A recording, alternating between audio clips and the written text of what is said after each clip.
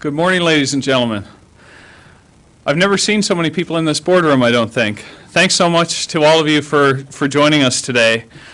It's great to have you all here for what is a really important day for Scouts Canada and for children and youth in this country. So thanks for being here. I have a lot to say. I appreciate the media attending this briefing. I am going to talk about our progress in these reports in considerable detail, so I ask for your patience as I do so. Before summarizing the reports that we are unveiling today, let me first introduce a few people that have played an essential and much appreciated role in the development and implementation of our new Child and Youth Safety Plan. Let me start with my colleagues who are in the middle. Dr. Jessica Page, who is the Vice Chair of the Board of Governors of Scouts Canada.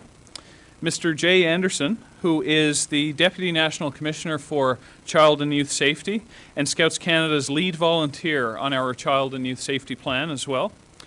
Mr. Michael McKay, our Executive Commissioner and Chief Executive Officer. I'm also pleased to introduce a number of partners. Ms. Melody Bissell, President and Chief Executive Officer of Winning Kids Incorporated. Ms. Gina Haggart, the Chief Operating Officer and Vice President of Winning Kids Incorporated. Lisa Evanoff, the Respect Ed National Training Manager for the Canadian Red Cross. And Amélie Doyon, Creating Safe Environments Officer for the Canadian Red Cross. I'd also like to introduce Mr. Rod Pukula, the Vice President of Police Service Technologies for BackCheck. Mr. Dave Farthing, the Executive Director of UCAN, will be joining us as well. He's not here yet, but he will be joining us as well. I'd also like to note that Ms. Eliza Simon, the Vice President of Counseling Services and Programs with Kids Help Phone, another one of our partners, was also planning to join us today but had to excuse herself due to other commitments. Dave, you just wanted to make an entrance, is that it? Great. Well, welcome. We're thrilled that all of you can be with us. Over the last 7 months, we've also been privileged to work closely with the members of our Child and Youth Protection Advisory Committee. These child and youth protection leaders come from the Child Welfare League of Canada, the Canadian Red Cross, the Canadian Society for the Investigation of Child Abuse, the Canadian Pediatric Society, and the British Columbia Office of the Representative for Children and Youth. They graciously accepted our invitation to share their views and strategies and to conduct a complete review of all of our policies and procedures on child and youth safety. They have provided us with recommendations and relevant guidance, not only for the revision of our existing policies and the development of new ones, but they've also agreed to extend their mandate and do the same thing for our training methods, curriculum, and in the field implementation. Our committee's members, the partners who are here with us today, and many others have shared with us a wealth of expertise and experience in child and youth safety, and I thank them sincerely for their respective contributions. Our common goal is to protect children, to meet today's realities, and to the best of our abilities to anticipate the needs of tomorrow. As Canada's largest youth-serving organization, we are deeply committed to showing leadership in the area of child and youth safety. We truly believe that we have a responsibility to help make Canada safer for our children and youth. Today, I stand before you to renew that commitment. Through our discussions, we all recognized that bad things happened in the past in many organizations. Scouts Canada, unfortunately, is no exception. We have decided to confront the good and the bad of our past and to fully expose the facts. We are doing everything we can to make things right. All of our partners and experts in child and youth protection are convinced that we are showing courage and we are making the right decisions. We have a unique opportunity to raise awareness in Canadian society of the critical issue of child abuse and to work on potential solutions. Everyone in our society has a role to play, and there are systemic challenges that need to be addressed. Scouts Canada is truly committed to help and to contribute actively to the solutions. For most of my life, as a community leader, as a volunteer, and as a professional, I have been advocating for children and youth. It's at the core of who I am.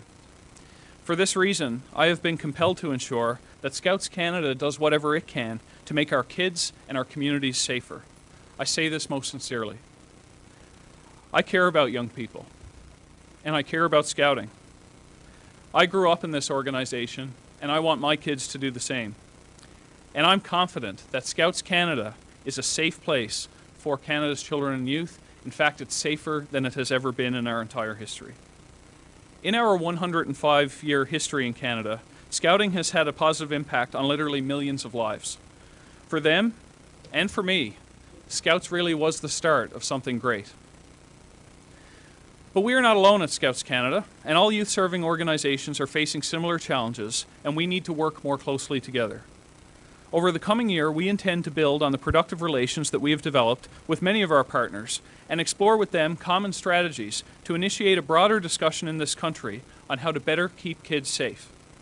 We believe that some laws and public policies can and should be improved, that we could be more efficient in information sharing, and that a national child abuse registry, a true clearinghouse for this vital information, would be helpful to better protect children and youth. As a youth-serving organization, we also have a role to play in helping parents understand that they need to pay attention to a number of things and look out for things such as being more vigilant of situations and behavior that seems to be strange or present risk to their children. Screening and checking protection policies at organizations and activities that their children attend, or paying close attention to changes in their child's behavior. There's a lot to do, and we can't do it alone. But I promise you that we will do our best, and we will be leaders. There is a role to play for all youth-serving organizations, but we also need to engage our governments and the Canadian public because we all share a common goal: to protect children and youth in this country. Today, more than ever, great care is necessary to ensure that children and youth are protected from those who would do harm, and vigilance must be our watchword. This morning, as part of our 2012 Child and Youth Safety Plans implementation, we are unveiling two major documents. One confronting some difficult issues of our past, and the other addressing Scouts Canada's child and youth safety goals and strategies as we move forward. The first document is the KPMG review of Scouts Canada's leader suspension and termination records from 1947 to 2011.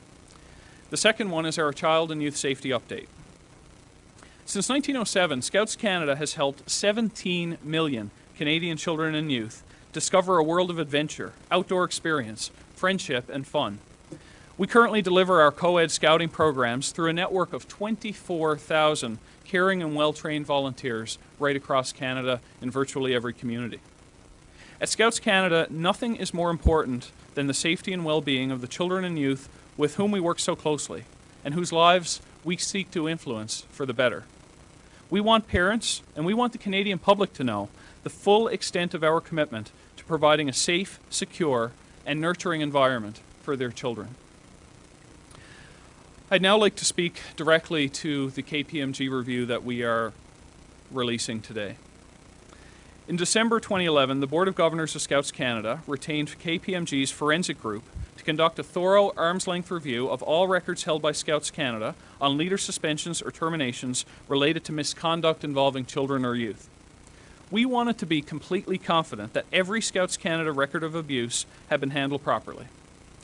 So we completed a nationwide consolidation of historic files from national and regional offices, and we collected in total 486 records that spanned a 64-year period, from 1947 to 2011. This is consistent with our commitment that no stone be left unturned.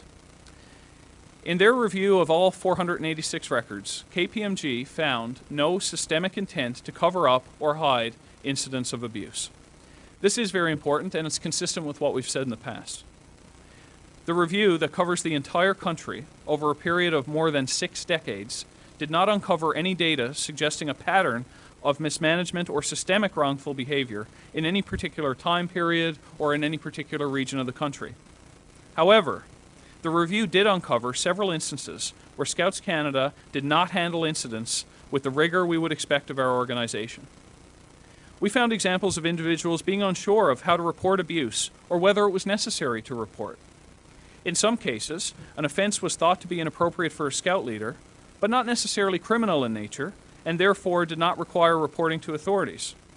In other cases, particularly in earlier decades, a victim's parents would not agree to report to the authorities. This is a reflection on the stigma surrounding child abuse and the importance of opening more dialogue on the issue. The exercise offered a chance for self-reflection and a learning of lessons to further strengthen our commitment to child and youth safety.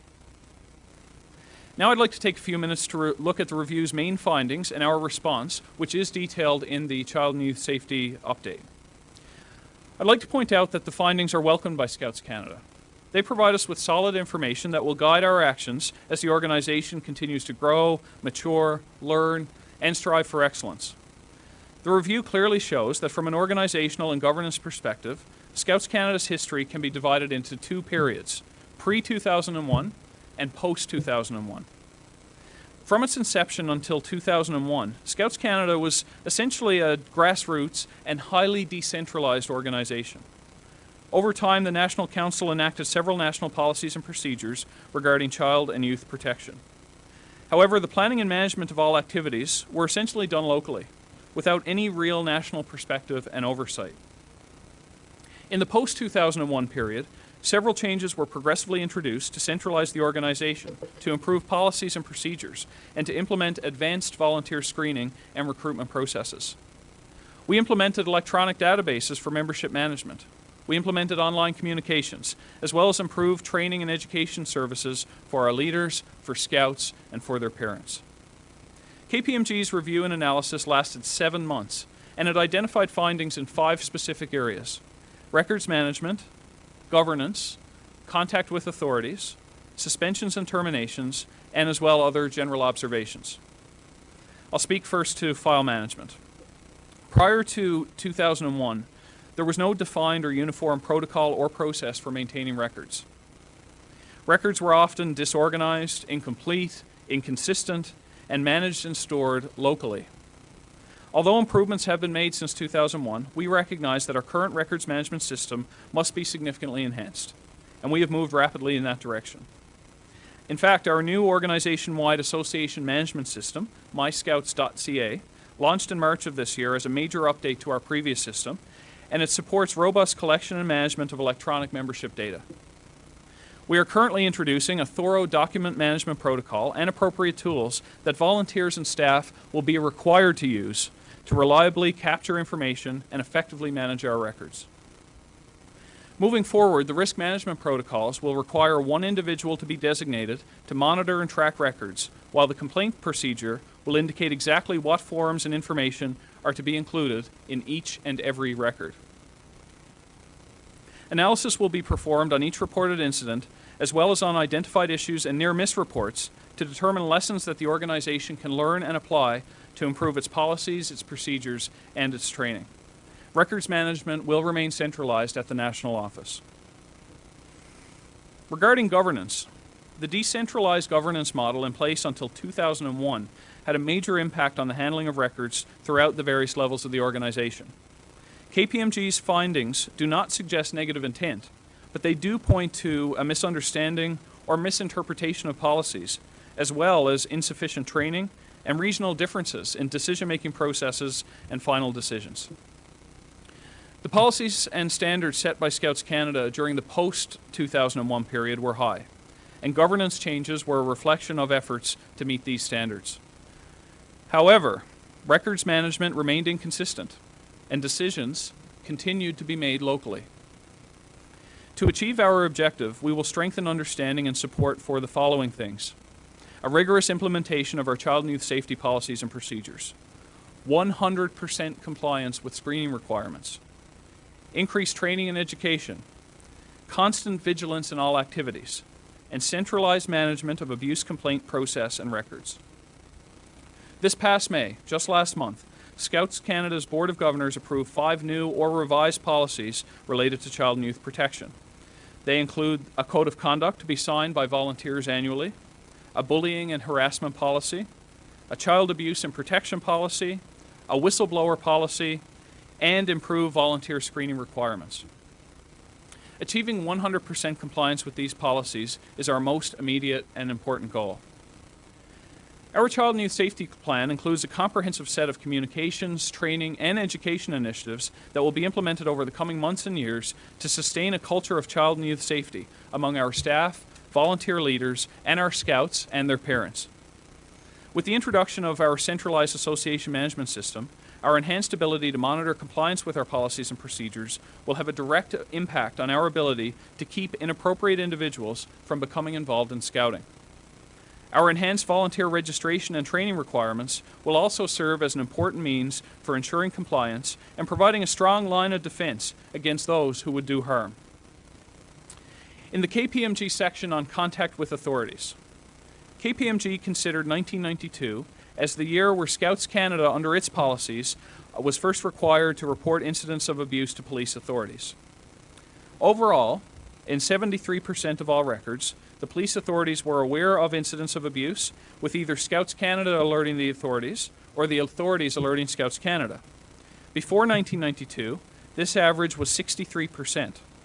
Post-1992, that average increased to 85%. In 65 cases over the review period of 64 years, Scouts Canada managed the situation and proceeded to suspension or termination, but did not share the information with authorities immediately. The majority of these cases, 52 to be precise, were prior to 1992. Of the 13 cases which were brought to our attention after 1992, 5 of these cases involved adults disclosing abuse to us from past decades. In all of these cases, we encourage these individuals to directly contact police authorities, consistent with the advice that we had been given at the time.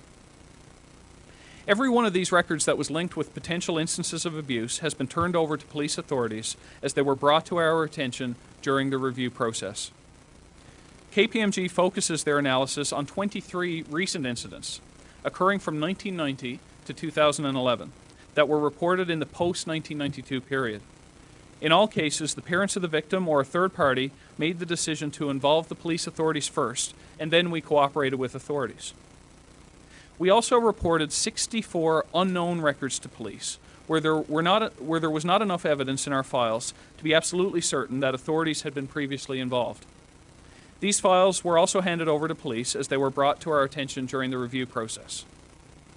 Since all of these records are in the hands of police, any disclosure of details and matters would be inappropriate in order to allow the police authorities to review these matters in the way they feel best. We've received a very good response from each officer who has been in contact with us. All local and provincial police departments and RCMP detachments have been very cooperative everywhere across the country. The review did underline the complexity and the many factors that could have prevented Scouts Canada from becoming aware of an incident early on.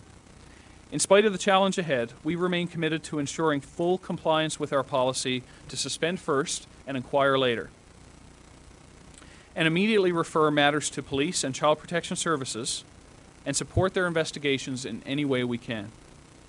Since 2001, any allegation of a violation of youth protection procedures and guidelines brought against a volunteer resulted in immediate reporting and suspension. Regarding suspensions and terminations, for decades, Scouts Canada has kept a database of individuals who have either had their membership revoked or have been denied membership in Scouts Canada due to failure to pass the screening process. The list also includes those who have had their membership suspended pending a review of an incident or allegation that puts their membership in question.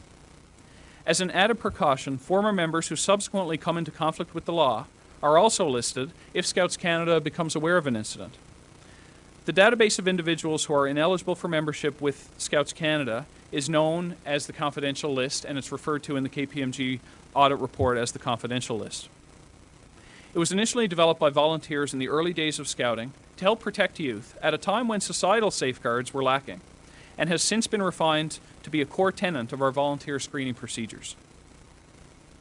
To say it straight, it is a list of people who we do not want as part of our organization. And the basis of that is to maintain leadership of the highest quality for the children and youth that we serve. During the 5 decades prior to 2001, there was a mixed pattern of how quickly people were listed, and in many cases, individuals were not listed within the defined 180 days in our policy. The main reluctances to placing a person on the confidential list within the prescribed time under our policy appeared to have been associated with the organization's concern about being sued by the offender and not the victim, or a belief that evidence such as results from a police investigation or court conviction were required. Since 2002, the pattern is quite different, where 79% of cases are listed within 90 days and 83% are listed within 180 days. These numbers are a reflection of our listing practices evolution, an evolution that must continue, and the enhancements that have taken place over the last decade. Moving forward, our training programs and compliance procedures have been updated to ensure that we avoid unreasonable delays in listing volunteers who have been reported to appropriate police or child protection authorities. Since 2002, our membership database has flagged suspended leaders immediately, preventing them from re-entering the organization until a decision has been reached on reinstatement or termination. To ensure zero tolerance of non-compliance in the future, we have taken several steps to enhance our screening and registration policies, including enhanced compulsory training for all volunteers. Any Scouts Canada member suspected of wrongdoing will be immediately suspended and placed on our confidential list as soon as Scouts Canada learns they are suspected of abuse of any kind involving youth. Membership in Scouts Canada is a privilege. It's not a right. And an individual can be terminated from Scouting before a police investigation is complete. The KPMG review also mentions a list of facts or gaps appearing in individuals' past records related to the implementation of our policies and procedures, such as leaders resigning before suspension or termination procedures could be completed, holding unsanctioned events where they committed acts of abuse, continuing to take part in Scouting activities despite being suspended or terminated. To correct these situations, we've revised and tightened up the screening and training requirements for all adults prior to their participation in any Scouting activity. Our revised volunteer screening requirements include strict additional screening and training requirements for Rover Scouts, for instance, who are young people aged 18 to 26, and for non-Scouts Canada members who volunteer temporarily or part-time, involved in regular meeting or day activities or in overnight activities. To prevent kids from attending unsanctioned events, we will provide educational material to parents and youth that will clearly identify what is and what is not a sanctioned Scouting activity. In the future, an individual who resigns after an allegation of abuse will be automatically added to the confidential list to prevent him or her from re-entering our organization. The proper authorities will always be contacted. Moreover, any prospective volunteer who does not complete the screening process will be recorded in our centralized database as having failed screening. I'll now talk about the Child and Youth Safety Update and our response to the KPMG report, but I'm going to reach for that glass of water before I do, if you can bear with me for 10 seconds.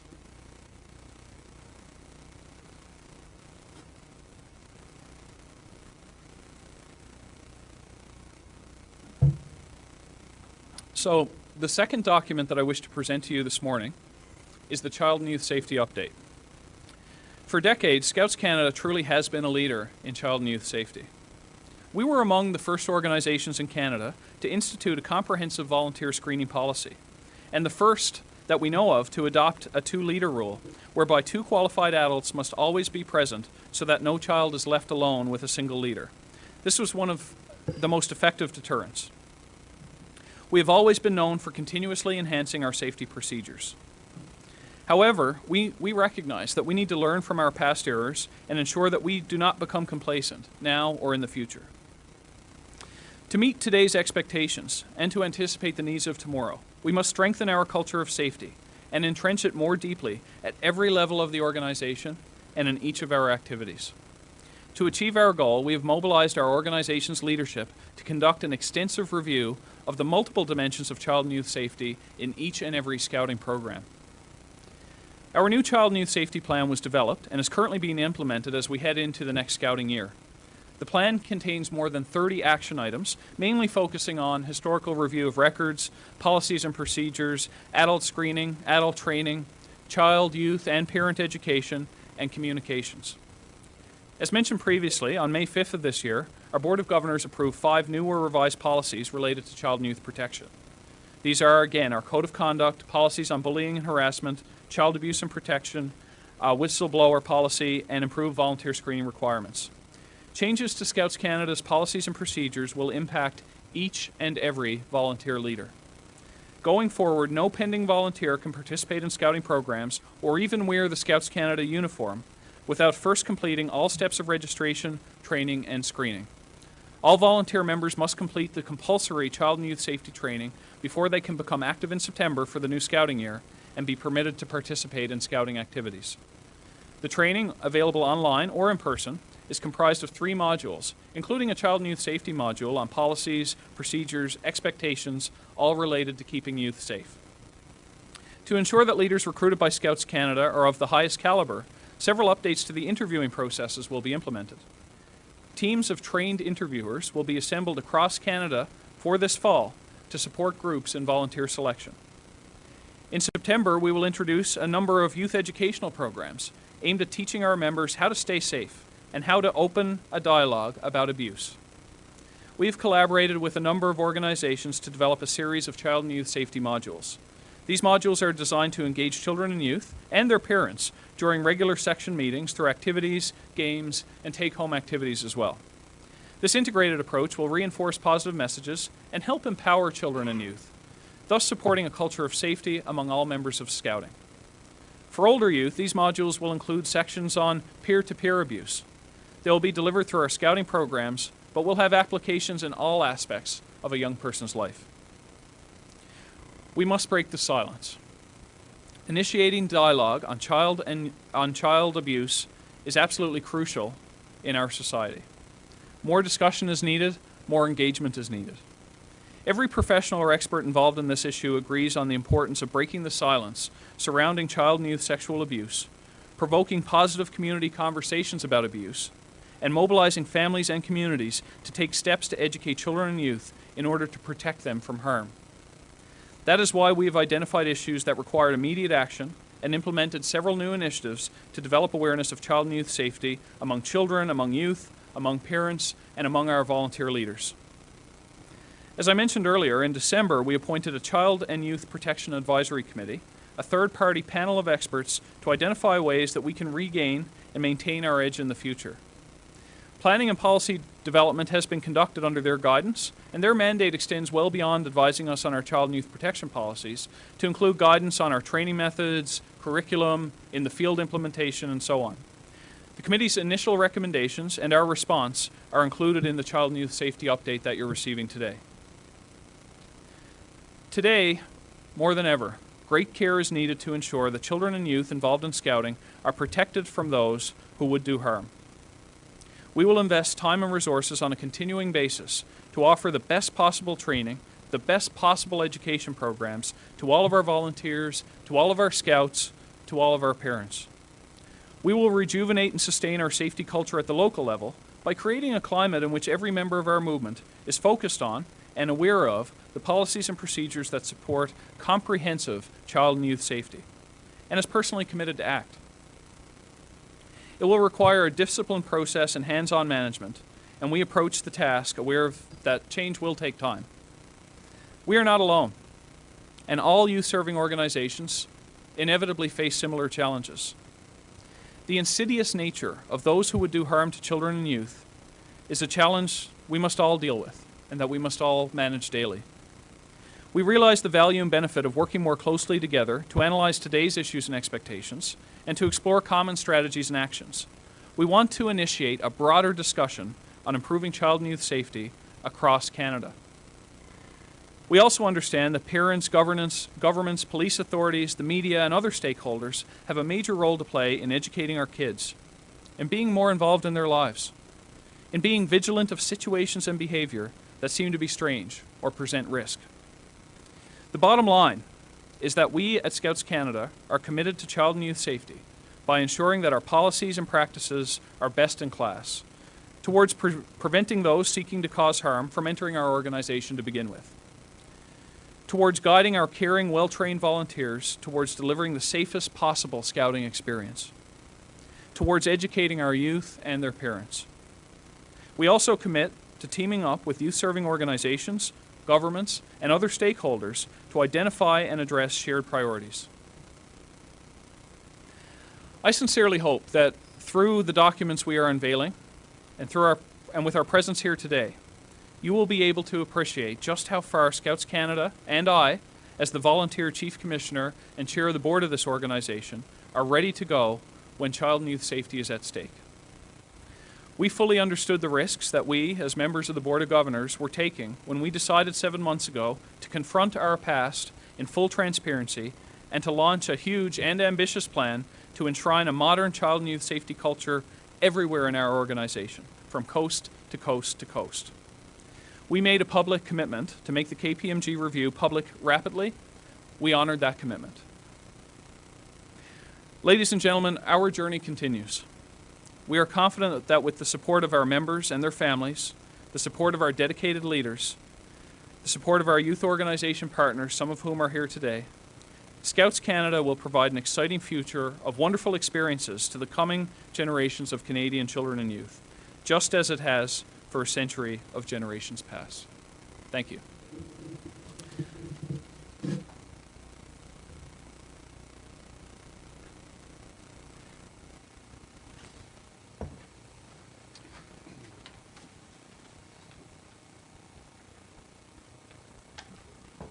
I'm sure you have lots of questions, and I'm going to do my best to answer all of them. I would also remind you that we have a number of other representatives of Scouts Canada here who may join that conversation. And I would also encourage you to feel free to speak with the representatives of our partner organizations that are assembled here today, either during this formal part of the briefing or immediately following if you wish.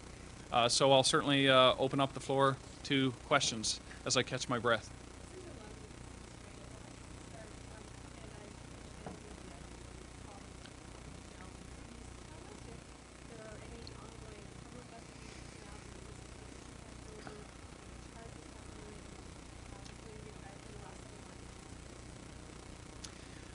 Based on the information that has been shared with us by police departments that we've been in contact with, it will be difficult for us to say whether any new charges have been laid. I would suspect, based on the number of cases that we've shared with authorities, that investigations are ongoing.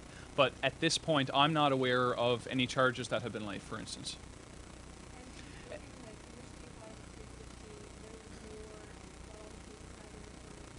Mm-hmm.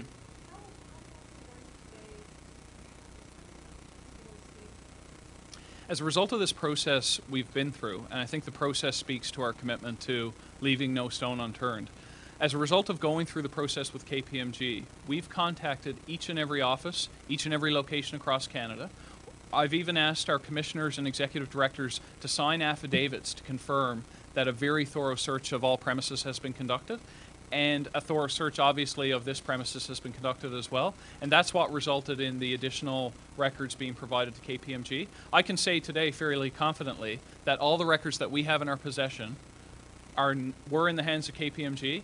And if we couldn't confirm from those records that they had previously been shared with authorities, they are now in the hands of police authorities right across this country.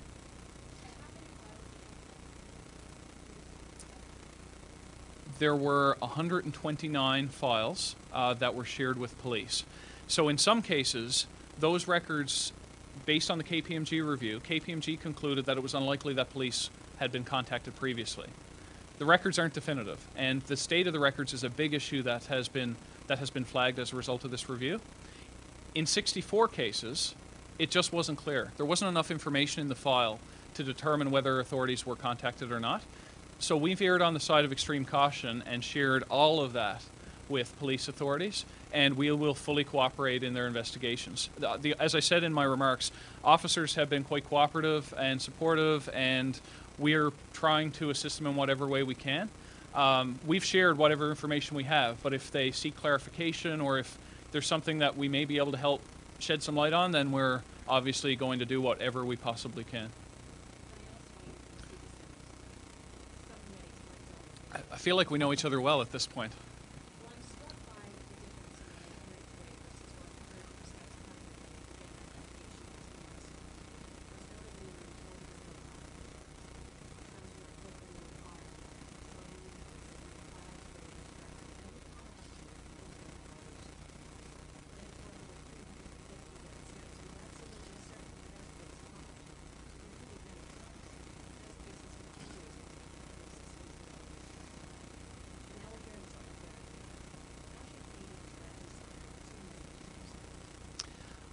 I think Canadians can take comfort in the fact that we're confronting the past in its entirety, with a heightened level of openness and transparency like we've never seen before.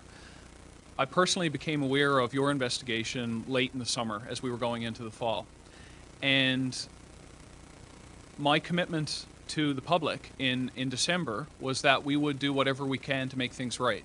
At the time, I had been, based on the information that I had been provided with by our staff, as I've indicated, I am a volunteer. I have a family and a career thousands of miles away. But based on the information that I had available to me from our staff, I had been told that we had always cooperated with authorities. But that's exactly why we brought KPMG in. We chose to make that decision to bring in a forensic auditor, and we invested considerable time and money to ensure that no stone was left unturned, and that every possible record that we had in our possession was audited, and to also ensure that all of that information was put in the hands of law enforcement authorities. And we've honored that commitment, and I hope that our members, I hope that families, I hope that the Canadian public will take some comfort in that commitment, because I believe we've demonstrated the kind of transparency and honesty that's warranted.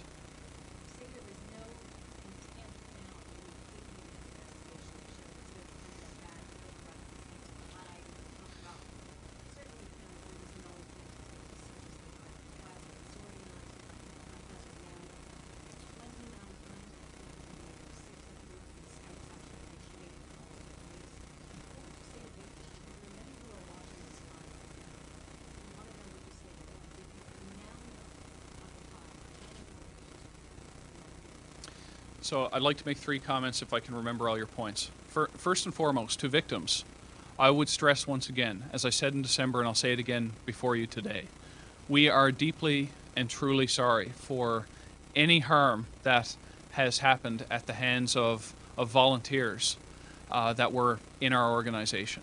And we will do everything we can to prevent such instances from happening in the future, and we encourage victims to talk to us. We've been able to provide additional support to some of the victims past victims that have come forward. We've extended counseling services. We've engaged in a dialogue on child abuse and what we're doing today to make the organization and to make our society safer. In terms of the issue of Scouts Canada only contacting the authorities 29 times out of the 486, I think it's important to note that in many instances, and first of all, in 73% of the cases overall of the 486, 328 cases, either we contacted the authorities or the authorities contacted us. And let me explain why I think that is. If a child felt uncomfortable or felt they had been harmed by a leader in our organization, they would logically confide in somebody they trust. In many cases, it was their parents.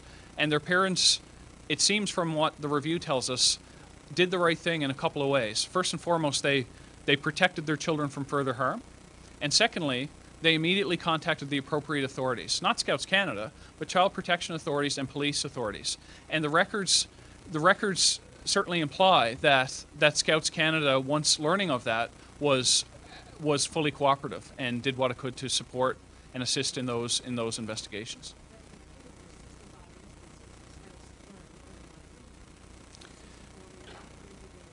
And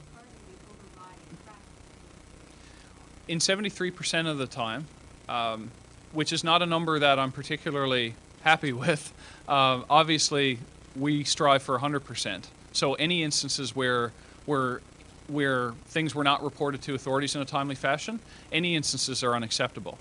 There are lots of potential reasons that we could speculate on as to why that happened. In some cases, it was because parents advised us that they didn't want authorities contacted. In some cases, it was because adults came to us as adults to talk about instances that had happened years ago, and we encouraged them to contact authorities. But regardless, we believe that regardless of our legal obligation, our moral obligation today is to put that information in the hands of authorities. And that's what we've done, and we hope that provides some comfort to those out there that may have been harmed in the past.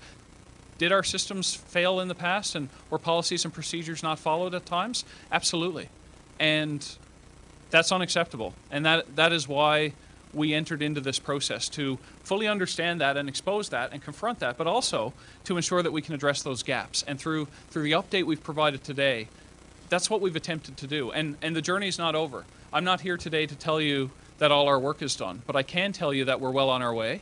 And some of the immediate gaps that KPMG has identified and that we've identified ourselves through our third-party panel of experts and through our own review, those gaps have been addressed. And I can say with an incredible amount of confidence that the organization today is safer than it has ever been in our entire history. And as a volunteer, as a parent, as somebody who's spent their life in this organization, my wife still runs a local Beaver Scout colony in our community. My kids have been to many meetings. As soon as they're old enough, they'll officially be participants. You know, I know it's a safe place for kids, and I also know the benefit that millions of Canadians have experienced as a result of their involvement. And we need to do what we can to make sure that it continues to be the safest place possible for children and youth.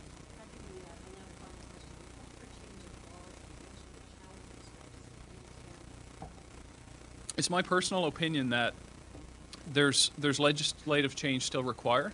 And what the report also highlights is that a lot of our policies and procedures reflected societal realities and reflected legislative realities at various periods of time. It shows an evolution of the law, but it also shows an evolution of our policies and procedures and our response. Hence the improvement in compliance in more recent decades. But I think because we're having this conversation today and because we've exposed all of this, I think we have a unique responsibility. I think we have a unique opportunity to raise some important issues. Various provinces in this country have child abuse registries. Some do, some do not. It scares me to think that those databases are not linked. And people wrongly assume that the vulnerable sector check that exists federally provides a real safeguard, when I can assure you it does not. So there's a need for, I believe, a national solution. And I'm not simply pointing the finger at government or at police departments. I think we all have to work together. And I think any organizations that have an interest in serving and protecting children and youth have to be part of that conversation. But there is a role for governments. There is a role for police departments. It's been an issue that has gone unaddressed for too long, and it's an issue that's become so much more obvious to me through this process. I had some concerns as a result of my background and previous work, but now it's so evident to me, it's so clear to me that there's more work needed to create a national clearinghouse for this information, to potentially create a national child abuse registry. And I don't have the answers today, but what I can tell you is that I, for one, as a community leader, as somebody who cares about kids, as a parent, as somebody who cares about scouting, I'm committed to be part of that conversation. I'm prepared to talk to the federal government. I'm prepared to talk to law enforcement agencies to continue that conversation, and I believe that the media has an important role to play in that conversation as well. Any further questions? All right, well, I really want to thank you for your patience. I know my remarks were quite long, but I thought it was important to walk you through both documents in some detail. The representatives from various partners that are here, I'd really encourage you to have a conversation with them. They will stay in this area, and if you'd like to get comments from us or from any of them one-on-one, I'd certainly invite you to do so. Thanks so much for being here. This is an important step for child and youth safety, not only in scouting, but in this great country. Thanks for your time.